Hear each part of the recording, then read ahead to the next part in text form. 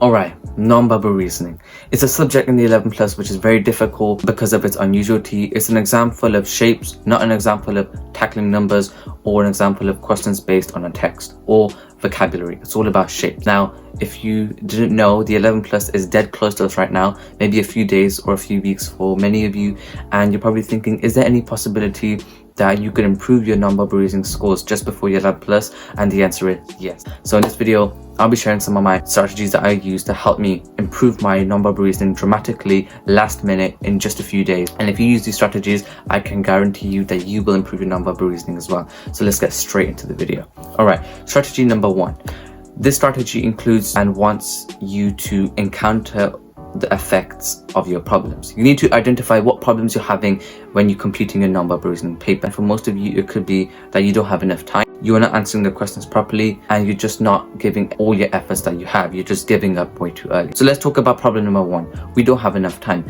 How can you prepare yourself? How can you improve your time efficiency in the paper? What you can do is you can move on to 10-minute test papers. If you're finding that you don't have enough time, moving on to 10-minute test papers is very useful because they're short, snappy papers, and if you decrease the amount of time you want to give yourself, for example 7 or 6 minutes, then you can really find yourself that your speed is much quicker. Obviously you want to have a good accuracy as well. You want to get the questions right, and if you do, then you'll see that when you do the real non-verbal reasoning paper, you've got lots of time left, and that means that you're going to do much better in the non-verbal reasoning paper. Let's talk about problem number 2, and this was that you're not answering the questions properly.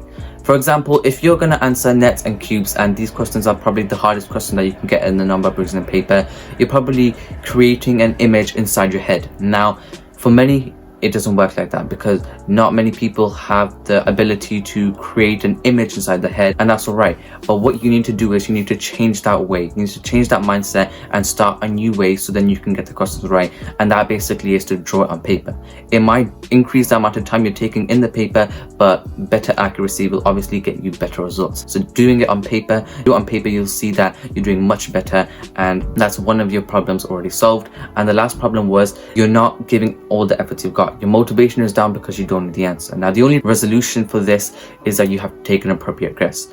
Using the process of elimination, you cross off the obvious ones and then you just guess the one that you think will be appropriate. Maybe you won't get the question right, but at least you did the question, because that 1 mark could cost you passing or failing the exam. So it's much better to go for the question so then you can pass. Let's talk about strategy number 2. Strategy number 2 is all about me going on to higher level papers. I wasn't doing well in my 11 to 12 age non-verbal reasoning papers, so I thought, why not move on to 12 to 13 papers? It doesn't seem like a reasonable solution, but for me it did work, because what I did was when I moved on to 12 to 13, I didn't take the papers very seriously.